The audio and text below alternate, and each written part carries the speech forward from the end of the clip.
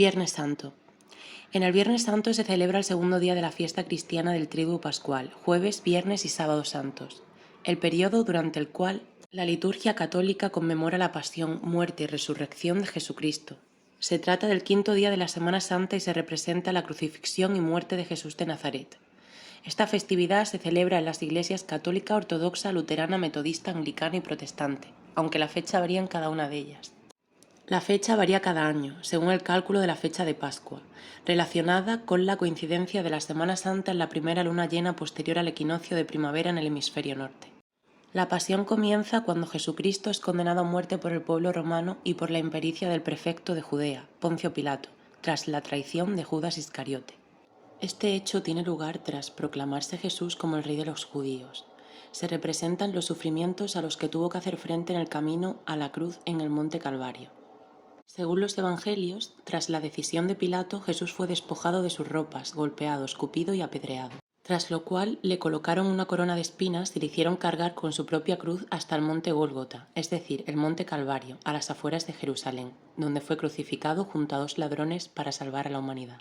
En la cruz le colocaron un cartel con el emblema Jesús el Nazareno, rey de los judíos, el cual es el origen de las siglas y de la expresión INRI. También allí pronunció las 7 palabras, las 7 últimas frases pronunciadas durante su crucifixión antes de morir, recogidas en los evangelios canónicos. Esta es la base de la profunda reflexión que se hace durante la jornada por parte de los feligreses.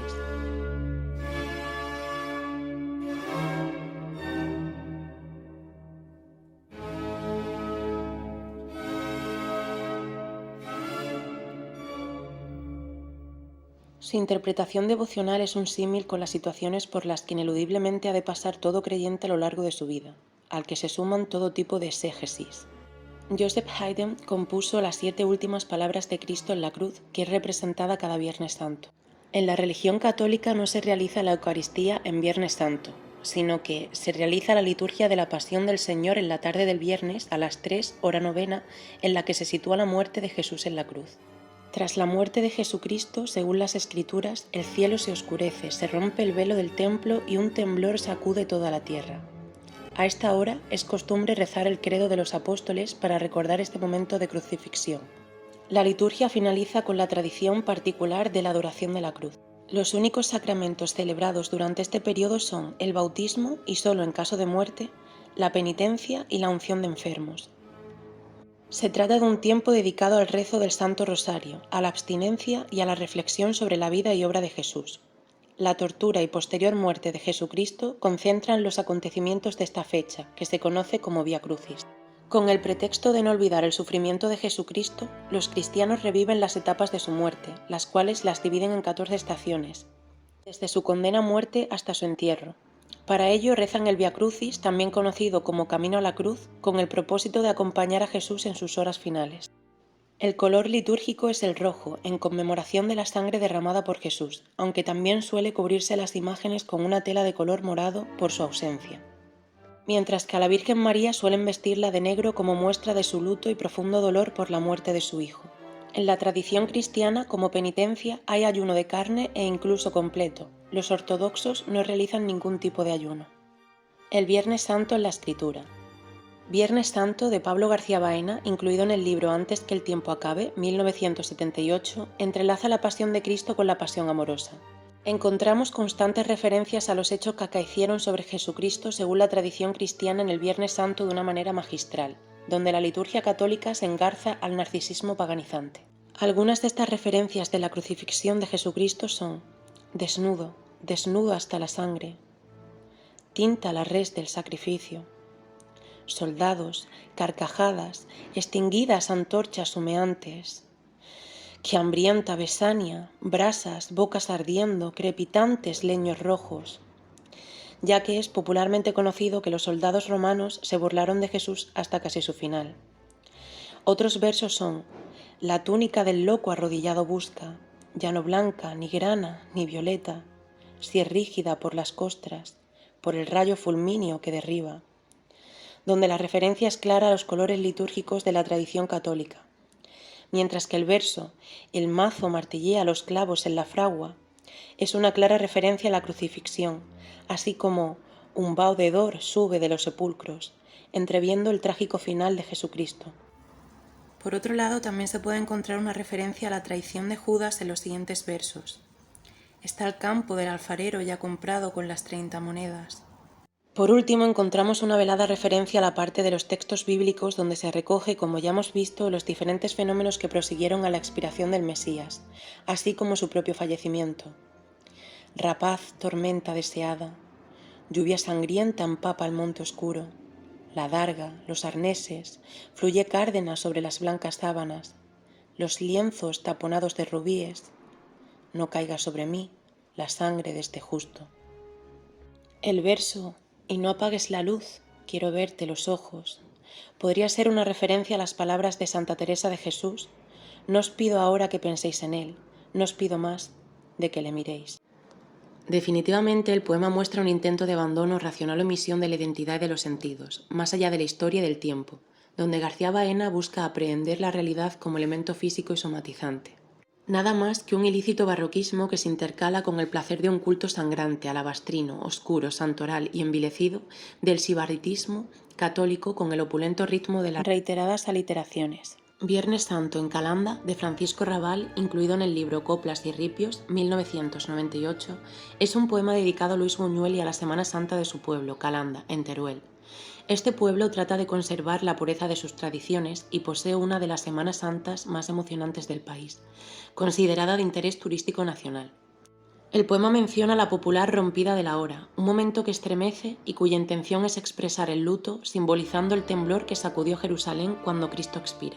Luis Buñuel escribiría en Mi último suspiro, 1982, que se trata de una ceremonia impresionante, cargada de una extra emoción que yo escuché por primera vez desde la cuna, a los 2 meses de edad. Ignoro qué es lo que provoca esta emoción, comparable a la que a veces nace de la música. Sin duda se debe a las pulsaciones de un ritmo secreto que nos llega del exterior, produciendo un estremecimiento físico exento de toda razón. Todos los tambores redoblan a la vez. Una sensación indefinible que pronto se convierte en una especie de embriaguez se apodera de los hombres.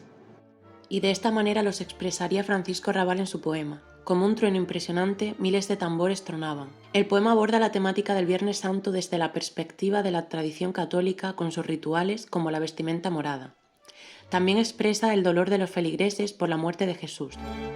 Tocaban niños, mujeres y hombres con pasión y rabia, que golpeaban, se diría, desde el fondo de su alma. Además, encontramos una metáfora a la sanguinolenta muerte de Jesús. Pronto la piel del tambor tendría la sangre que emana. Conjeturas sobre Barrabás, 1990, de Herbert. Es un poema que trata el momento en el que Poncio Pilato da a elegir al pueblo entre la condena y la libertad de 2 presos, Barrabás y Jesús de Nazaret. Es bien sabido que Barrabás fue liberado por la elección popular. Herbert se cuestiona e hipotetiza sobre cómo fue su vida justo después del momento de su liberación. El emperador de sus propias cabezas y manos, el virrey de su propio hálito. Recordamos que Barrabás fue sentenciado por delitos que realmente había cometido y que eran dignos de condena, sus manos manchadas por el delito. El poema también aborda la perspectiva del silencio que inundó las últimas horas de Jesucristo, las cuales fueron para él una experiencia de silencio. Todos gritaron aunque solo yo hubiese callado. Igualmente había sucedido tal como tenía que suceder. Este silencio es transversal y procede por parte de sus seres más cercanos, que fingen incluso no conocerle. Silencio procedente por las mismas personas que anteriormente le habían exaltado. Silencio procedente incluso por parte de su propio padre, quien lo abandona al sadismo y a la crueldad humanas y le deja solo ante el sufrimiento y la muerte. Juan de la Cruz, en Su vida del Monte Carmelo, escribe: Dios ha quedado como mudo y no tiene más que hablar. Sin embargo, lo que ocurre es que Dios enmudece, agoniza y muere en su Hijo, demostrando así que no existe un Dios omnipotente, externo al ser humano, capaz de ejecutar su voluntad a su antojo. Mirad y asombraos del pasmoso juego del azar, por los poderes de la posibilidad, por las sonrisas de la fortuna. También presenta esta idea en los siguientes versos: sin alternativa, con un abrupto sendero de sangre. Herbert añade una referencia a una de las 7 palabras pronunciadas por Jesús en la cruz. Dios mío, ¿por qué me has abandonado? Un grito lacerante y desolador que se pierde nuevamente en el silencio. Herbert expresa este hecho a través de los siguientes versos. Y el nazareno quedó solo. El alba del Viernes Santo, 1902, Emilia Pardo Bazán. Se trata de un breve relato en el que se pone de manifiesto la devoción ferviente de los católicos durante especialmente la Semana Santa. Para ello, Pardo Bazán utiliza de manera extraordinaria algunas alusiones veladas a la vida y sufrimiento de Jesús, así como a las enseñanzas que con ellas nos ha transmitido la religión. Cuando creyendo hacer bien hacemos mal, el corazón sangra. Esta frase es la que da inicio a la historia. En ella predominan las influencias religiosas que envuelven a una de nuestras protagonistas. No son nuestros defectos, sino nuestras cualidades las que nos pierden. Es una clara alusión a los hechos que llevaron a Jesucristo a ser asesinado. Si lo pensamos, y en referencia al texto anterior, Jesucristo fue condenado para exculpar a un verdadero pecador, el cual quedó en libertad. Además añade, cada Semana Santa experimento mayor inquietud en la conciencia, porque una vez quise atribuirme el papel de Dios, dejando entrever cómo nuestras creencias y nuestra educación marcan un punto de inflexión en nuestra vida. Esta inquietud en la conciencia lleva a nuestro protagonista a pasar la Semana Santa a un pueblo donde hubiese catedral y donde lo inusitado y pintoresco de la impresión me refrescase el espíritu. Y continúa con algo esencial que no es otra cosa que lo que marcará el devenir de la historia. El miércoles santo me dirigí a la estación, el pueblo elegido fue ese, una de las ciudades más arcaicas de España, en la cual se venera a un devotísimo Cristo, famoso por sus milagros y su antigüedad y por la leyenda corriente de que está vestido de humana piel. Esta explicación muestra la importancia de la fe y de la manera tan ferviente de esta fe con la que viven los habitantes de este pueblo, hecho esencial, puesto que la segunda protagonista es de allí. Pardo Bazán trata de acercarnos a la forma de sentir la vida religiosa de determinadas poblaciones, especialmente las más pequeñas, y la devoción que sienten por Cristo que se extrapola a una devoción ciega por las imágenes que lo representan. ¿Usted no ha oído del Santo Cristo de mi pueblo? Dicen que es antiquísimo y que lo modelaron sobre el propio cuerpo sagrado del Señor, cubriéndolo con la piel de un santo mártir, a quien se lo arrancaron los verdugos. Su pelo y su barba crecen, su frente suda, sus ojos lloran, y cuando quiere conceder la gracia que se le pide, su cabeza, moviéndose, se inclina en señal de asentimiento al otro lado. La prosa con la que nuestra autora expresa los sentimientos y las emociones que sienten nuestros protagonistas está estrechamente relacionada con la religión y adopta para ello el uso de palabras que dan una forma de vida distinta a los sentimientos. Se habla de la piedad. No me echó sus redes el amor, sino algo tan dañoso como él, la piedad. Y de las penas. Una señora como de unos 40 y pico de años, con señales de grande y extraordinaria belleza destruida por hondísimas y lacerantes penas, más que por la edad. Oh, la lástima me exaltaba como exaltan las pasiones. De la amargura y del miedo. Sus perfectas facciones estaban marchitas y adelgazadas. Sus ojos, negros y grandes, revelaban cierto extravío y las cercaban cárdenas ojeras. Su boca mostraba la contracción de la amargura y del miedo. Del dolor. Vestía de luto, diré que se asemejaba a las imágenes de la Virgen de los Dolores. De la culpa. Así se lo manifesté a Dios en mis continuos rezos, que no me quita mi Jacinto y conservaré fuerzas para conformarme y aceptar todo lo demás, en descargo de mis culpas. Y de la esperanza. Transfigurada por la esperanza, irradiando luz sus ojos, encendido su rostro, la señora había recobrado momentáneamente una belleza sublime. Al abordar nuestra autora estos sentimientos lo hace desde una perspectiva cristiana. Muestra, como ya decíamos, la inconsciente creencia de que Dios Todopoderoso, Omnipotente, todo lo puede. ¿Comprende usted mi situación moral? ¿Se da usted cuenta de lo que seré yo después de recoger 7 últimos suspiros que eran el aliento de mi propia vida y de amortajar 7 rígidos cuerpos que habían palpitado de cariño bajo mis besos y ternezas? Pues bien, lo acepté todo, porque me lo enviaba Dios, no me rebelé y solo le pedí. O como se recoge también en la siguiente cita, el Santo Cristo fue siempre mi abogado y protector, y a Él vengo, porque Él puede hacerlo, a pedir el milagro. Quizás encontramos aquí una crítica velada a la manera de sentir la fe de determinadas personas, pues, como decíamos antes, la muerte de Jesucristo lo único que pone en manifiesto es que Dios está lejos de ser omnipotente, que no se trata a su vez de un Dios vengativo y rencoroso. También podría tratarse de una crítica a aquellas personas que solo sienten su fe durante una semana al año y que depositan sobre las imágenes religiosas una mayor creencia y devoción que sobre el mismo Dios. Al mismo tiempo escuché elevarse una voz, ¡qué voz!, ardiente, de intensidad sobrehumana, clamando, como si se dirigiese no a una imagen, sino a una persona real y efectiva. No obstante, la verdadera crítica reside en la argucia y las artimañas que realizan los integrantes de la Iglesia sobre el pueblo, ya que este es el propósito principal de la historia. El cuento acaba con el descubrimiento del engaño. Por él asomaba la punta de un cordel recio, del cual tiré maquinalmente. Al bajar de nuevo a la capilla y mirar al Cristo, observé con asombro, al pronto con terror, que su cabeza, antes inclinada a la derecha, lo estaba a la izquierda ahora. Sin embargo, casi inmediatamente comprendí. Subí la escalera de nuevo, tiré otra vez, bajé y me cercioré de que la cabeza había girado al lado contrario. Había un mecanismo, el cordel lo ponía en actividad, y el efecto, para quien ignorándolo estuviese de rodillas al pie de la efigie, debía de ser completo y fulminante. Así como también trata de visibilizar la cuestión de cómo esto puede afectar a la creencia y voluntad de la gente. No lo puedo asegurar, porque no es fácil saber cómo se precisa y actúa sobre nosotros un propósito, latente en la voluntad. Se trata, pues, de un texto que aborda la Semana Santa y las creencias religiosas desde una perspectiva crítica con una determinada manera de devoción, y que tiene como objetivo reprender la actitud de las personas dedicadas al servicio divino. A continuación introducimos algunos textos religiosos pertenecientes a la Eucaristía celebrada durante la Semana Santa en Castilla y León. El primero es el ofrecimiento del Rosario de la Buena Muerte, donde se recogen las circunstancias en las que Jesús vivió los 2 últimos días antes de su muerte. El siguiente fragmento de este poema narra el sufrimiento de Jesús durante el trayecto con la cruz hacia el monte Calvario. Viernes en la cruz, te sacaron a lo alto y te dejaron caer sobre unos duros peñascos, donde las llagas y heridas de nuevo se renovaron. Además, volvemos a encontrar una referencia a las palabras de Santa Teresa de Jesús. No os pido ahora que penséis en él, no os pido más de que le miréis. En el verso, ay Jesús del alma mía, ¿quién pudiera contemplarlo? En este fragmento extraído de la Eucaristía del Jueves Santo se recogen con mayor detalle estas circunstancias, mostrando todo aquello que ya anteriormente se ha ido explicando durante este trabajo. Es de especial importancia la referencia a Santa Verónica, también conocida como Serafia, en los últimos 10 versos. Verónica, según la tradición cristiana, fue la mujer que durante el Via Crucis ofreció a Jesús un paño para que enjugara su sangre y sudor. En el medio del camino, una mujer encontraban y le pregunta a la Virgen con grande fatiga y ansia: ¿Viste por aquí a mi hijo, al hijo de mis entrañas?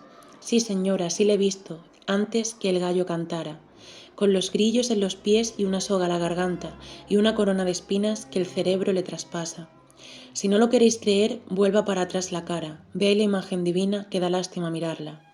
Con el paño de mis tocas a Cristo limpié la cara, 3 dobles tenía el paño, todos 3 los traspasaba. Para finalizar con este apartado, introducimos la Eucaristía del Viernes Santo, donde se recogen las conocidas 7 palabras o septum verba pronunciadas por Jesús en la cruz, pero lo hacen de manera alegórica en su mayoría. Viernes Santo, qué dolor, expiró crucificado Cristo nuestro Redentor, mas antes dijo angustiado 7 palabras de amor. El Viernes Santo en la música.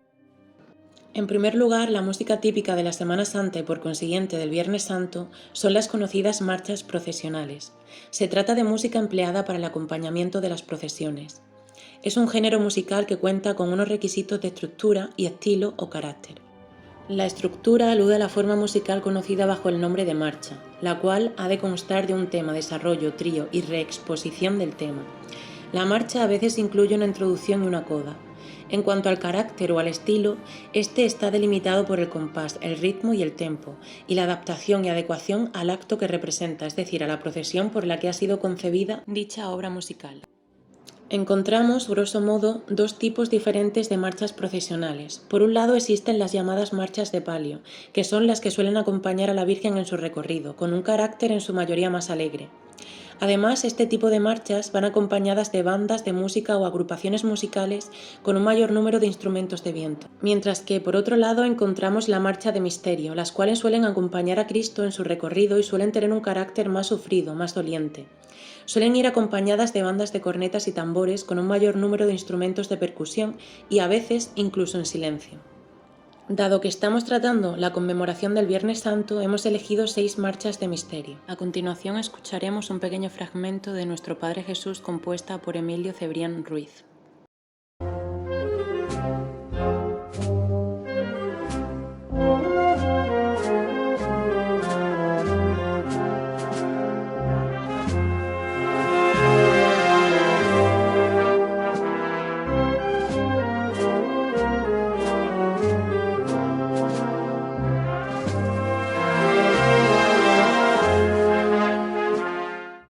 Autores clásicos.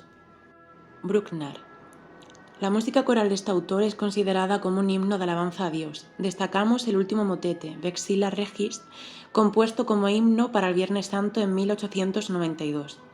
No obstante, su música religiosa brota a lo largo de toda su composición musical, como dan testimonio sus misas, motetes, salmos y su majestuoso Te Deum. Por otro lado, la composición de la Sinfonía número 9 en re menor comienza con una atmósfera de misterio donde se trata de representar al Dios omnipotente, titulado este primer movimiento bajo el nombre de Feierlich, misterioso, para dar lugar a un segundo movimiento, titulado Scherzo, con un ritmo eminentemente obsesivo que evoca una atmósfera irreprimiblemente funesta.